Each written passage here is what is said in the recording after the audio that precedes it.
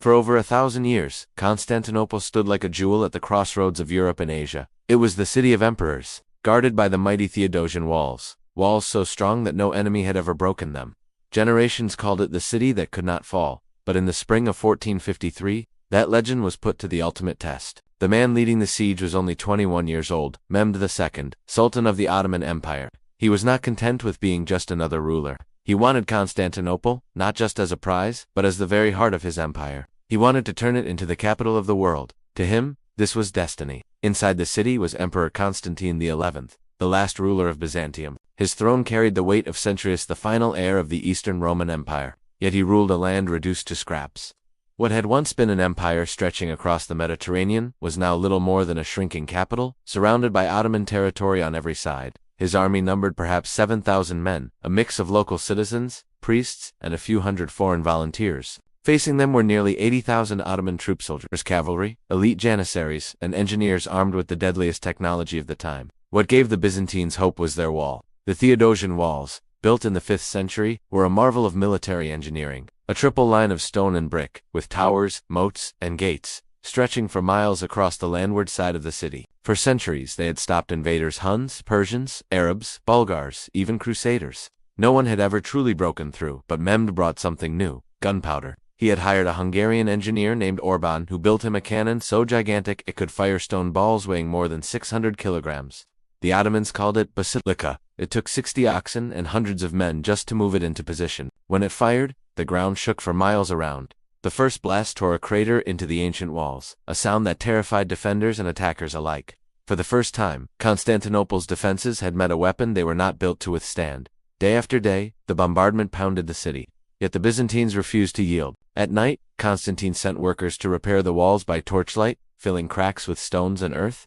The citizens, men, women, even monks labored together, determined not to let their city collapse. Mehmed did not rely on cannons alone. His strategy was clever, relentless. He built fortresses to cut off aid from the Black Sea. He spread his fleet across the waters of the Bosphorus, but the city had one protection that seemed unbreakable: the Golden Horn.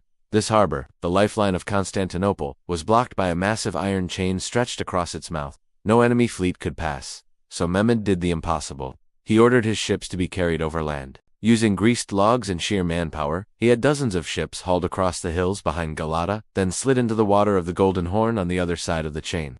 When the Byzantines woke and saw Ottoman sails inside their harbor, panic spread like fire. The chain had been bypassed.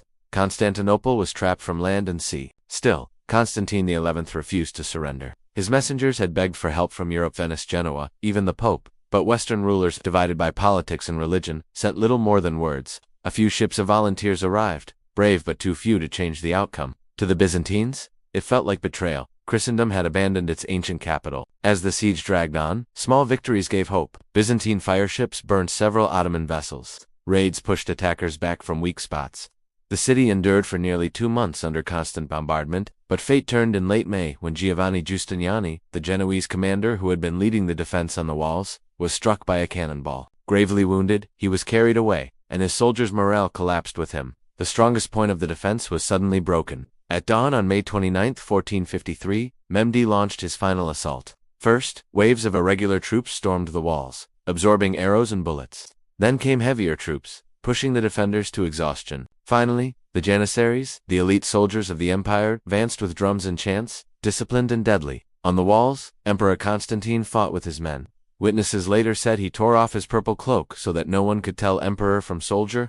He charged into the melee, sword in hand, and was never seen again. Some say his body was found later among the dead, others believe he vanished. His fate forever a mystery. He became the last Roman, dying as his empire died with him. By mid-morning the Ottomans had broken through the gate of St. Romanus. Soldiers poured into the city. Churches, palaces, and homes fell in chaos.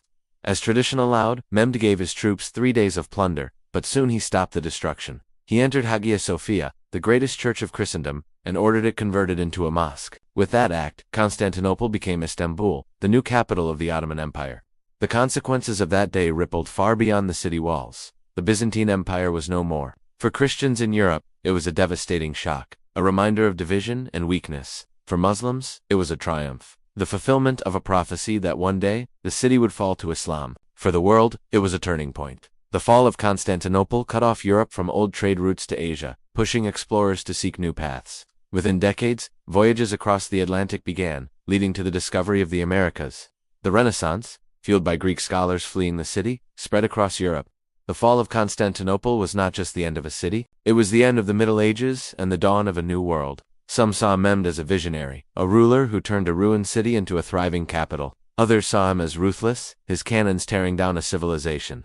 Some saw Constantine as a tragic hero, standing to the last breath, while others note his failure to unite Christendom in time. But in the clash of ambition, courage, and fate, history was written in fire and stone. The strongest walls of the ancient world had finally fallen, and with them, an empire vanished.